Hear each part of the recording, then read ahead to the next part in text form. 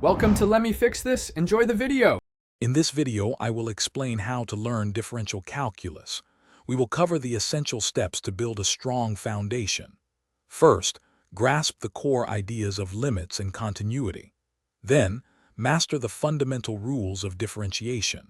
Finally, apply these powerful tools to solve practical problems, enhancing your understanding and problem-solving skills. This guide will help you navigate the journey effectively. To truly grasp differential calculus, start with limits. Understand how functions behave as inputs approach specific values. Next, delve into continuity, which describes functions without breaks or jumps. Then, master the fundamental differentiation rules, the power rule for polynomials, the product rule for multiplied functions, and the chain rule for composite functions. These are your essential building blocks. Once you understand differentiation, apply it. Derivatives help you find instantaneous rates of change, like velocity or acceleration. You can also locate the maximum and minimum points of a function, crucial for optimization.